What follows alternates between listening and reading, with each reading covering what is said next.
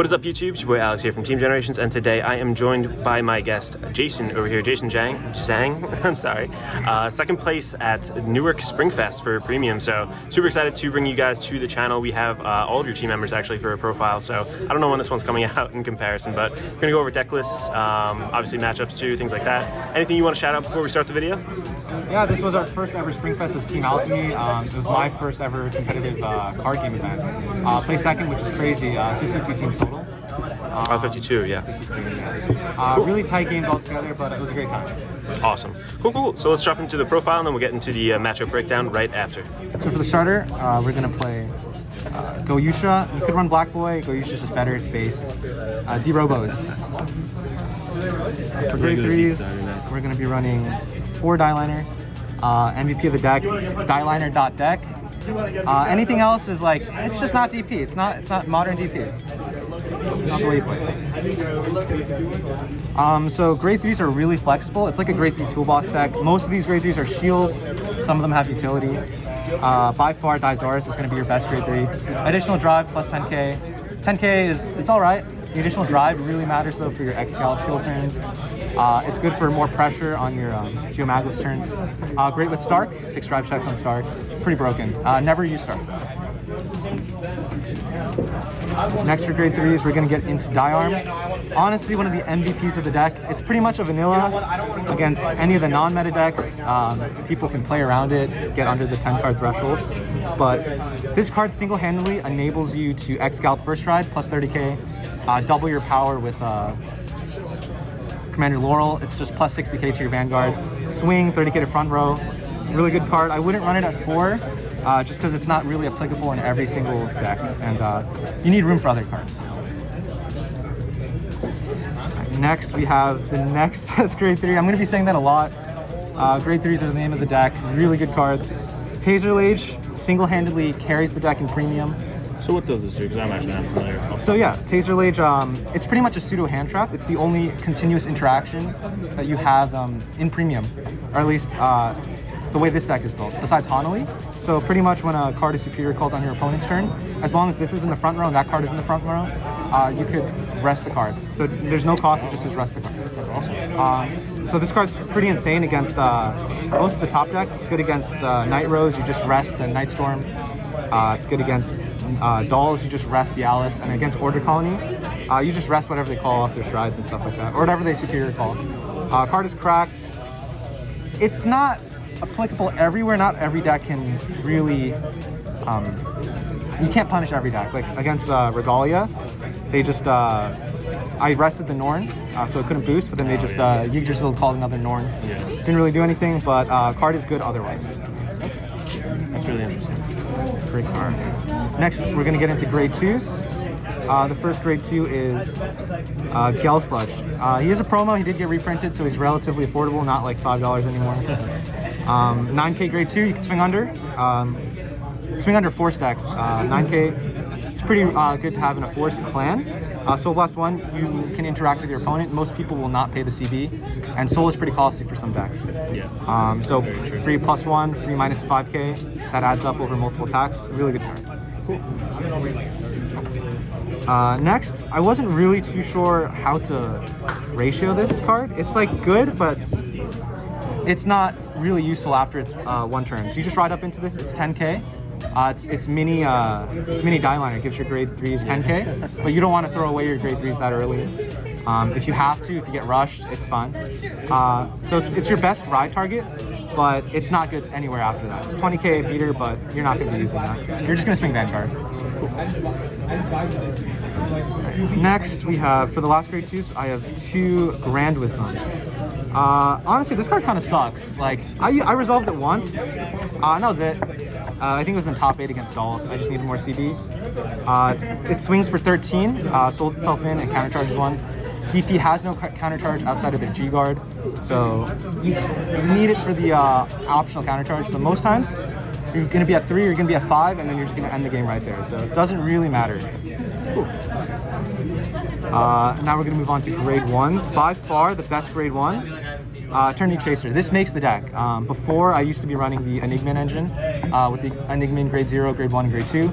So you use the grade 1 to search the grade 2, and you run like 20-something grade 3s. But this changes the game. You reveal any grade 3, search for any other grade 3. It does not have to be a normal unit, so you can search the heal. It secures your cards. It's free.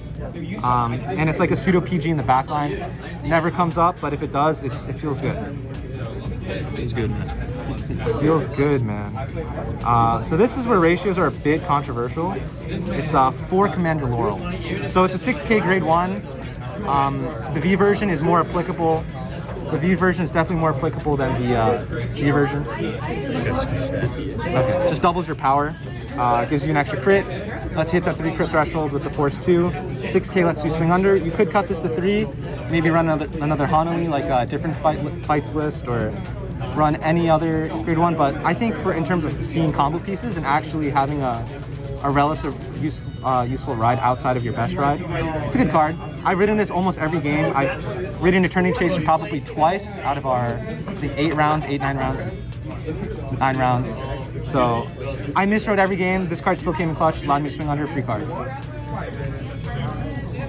Sorry, we also have Hanalis. This is the last grade 1. In my top 8 game against Pale Moon, this card single-handedly let me live another turn. You had to waste a turn to pop it with a Progenitor. Card's good. You could bump it to 3. Like I was saying before, this and Taser Lage. If you have any combination of the 5 cards, 2 Hanalis, 2 Taser Lages, 1 Hanali, 1 Taser Lage, it pretty much stops your opponent. Most meta decks can't get rid of 2. If they do get rid of 2, they're steeping too much into their CP cost, soul boss cost, and they spend too much time trying to get rid of it. So in terms of disruption, this is the main thing that you can have as DP. And it's generic, really good card. 6K lets you swing under, generally good. Trigger ratios are going to be pretty simple. 4 of your grade 3 heal. DP loves grade 3s, broken card. 4 PGs. 4 Linkas. You have to run 4. The stand, so your attack patterns usually don't involve accounting for a stand trigger because you just swing Vanguard first or whatever, or you just don't even swing with rears. But PG break is really good in this format. You lose a little bit of shield, doesn't really matter. 3 stride crit. You want to show that you are playing crits. Running any less is kind of griefing. Stride crits because you don't want to pitch your GB crits or anything like that. And GG Handshake. Won many games with this. Brandgate OT is actually broken. 8 damage. GG. Shake my hand. Go next. Awesome, cool. Even though we lost. We're just gonna pan into the G zone now. Yes, the G zone. It's fairly standard. 4 Geo Magless. I versed the DP player. Center it Right there. there. So I versed the DP player that didn't play 4 Geo Magless. That's kind of troll. It's better cycloned. If you don't run 4, it's an expensive card, so I understand. But if you've been riding with DP, you have to try this card. You have to flip it up. It's cracked. Cool. Next, 3 Geo Magless, 1 in the GR rarity. I think it looks better. This card just wins games until we get Unibird in the next set. This is how you're going to end games, this is how you're going to start games, and this is how you're going to force cards out of your opponent's hand. It can reach easily over 100k, restands, gets an additional drive. It's really cracked. PG break on it because it has burst. I say everything's cracked, but I mean, this deck kind of carried me. Yeah. That's what you want to hear, you know? Yeah, probably not. So some people don't run this card. It can call a field when you have no fields. It can refill your soul. It's pretty much all it's useful for. It's good under certain conditions, but usually your game plan doesn't involve relying on this. I've never strode this, but it's definitely a good option going forward. Next, we have 2 Diebird. Unfortunately, it doesn't have the burst ability, but it doesn't cost a counterblast. Just uses soul and Persona Flip. You can break one of your opponent's guardians. It doesn't have to be a PG. It's just a solid option if you get damage denied, and that has happened in one of my games. Never strode it, but still solid. GG Handshake, win the game. If you have to go into this, you're probably winning, or you just insta lose. It's coin flip, but great card to have nonetheless. G guards, not DP's G guards aren't really that good. You're better off just using your grade 3 heal guardians just for their shields. But you have Zeal. Sometimes comes up when you're against a restanding Vanguard, or if they have a lot of restanding columns. It's probably one of your better ones. Your biggest one is Go 5. It can hit 30k. Cost counterblast, which makes it kind of bad, and you have to take a damage before it's actually active. 30k is kind of inconsequential when your heal guards are hitting 35 just by themselves. So you just use it to flip up stuff in your G zone for a bigger Excalibur turn next turn. Never went Excalibur. It's like Zeal. You have to ditch a card to gain the +4. You don't minus on your opponent. So there is that. It's +4 instead of I think -5. So it doesn't really hit magic numbers unless you're against 11k Vanguards and stuff like that. So really not that good. But it's an option, and you don't really have many options. This is DP's second best G guard in my opinion. Free counter charge, but you have to have rear guards. Typically your rear guards are just gonna get intercepted with, or you just disregard them completely, so you will have none mostly. But this is your only other counter charge besides Grand Wisdom. Lastly, your actual best G guard, it's Dismal. Dismal protect Taser Lage, Dismal protect Hanali. Just broken, like they can't target it, gives them the resist. People could swing into it, just G guard, and then it just protects it. It gets around disruption, and it sets up your turn so that you can play a more aggressive turn after. All right, awesome. So now we're just going to get into some of the top 8 and some other matchups, just interesting ones in general on the day. A lot of matchups in general, so I won't make you go through all of them. Yeah, for sure. So to start, I actually played against Eugene's Ranch. G assisted, hit Eternity Chaser, lost 6 cards in my hand, lost another 6, GG, handshake. That's just going to be the name of the game for some of these matchups. Rounds 2 and 3, I decked my opponent out. My round 2 opponent was playing Grand Blue. He was playing the Kaitis Grade 2. I don't think he was running any Negro Bone. So honestly, not sure what he was really doing, but he had the Night Rose Core, sold in his crits, drew cards, put them to drop, recalled them. He flipped GB8 on me, but I CB gated him the whole time. And I eventually just won by deck out. I still had like 120k shield in hand. Round 3 was against the DP Mirror. He wasn't playing Geomaglis, and he played the old Commander Laurel. It was pretty interesting. A lot of on-hit effects that I had to block. Honestly, wasn't too scared though. He didn't really he couldn't try Geomaglis, so he just would go Excalibur every turn and try to kill me. We both saw OTs, I think. My OT was defensive, so decked him out because he couldn't really draw. He restood off of Commander Laurel, drew another 5 cards off his drive check, GG. So decked himself out that way. So for top 8, top 8 was pretty interesting. My first match was against Vanquisher. Honestly, wasn't too worried. Was pretty much in control for the whole majority of the game. He saw a double crit.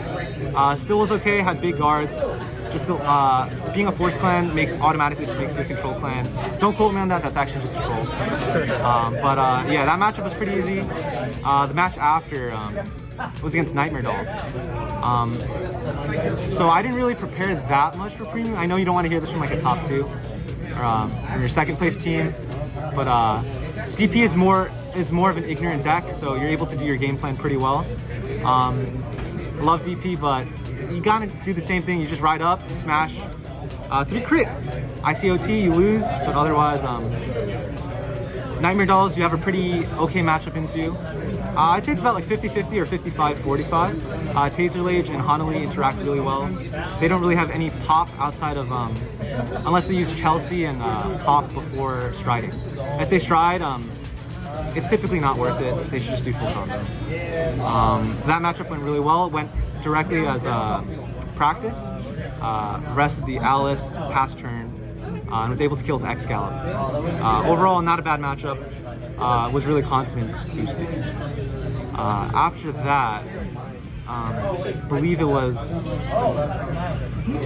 against Aquaforce. So that game was on stream. If you guys do want to check out that match, please check it out on Bushiroad's official stream. You're gonna see me misplay. I won't say that's the entire reason I lost, but the nerves did get to me. I couldn't ride Dieliner.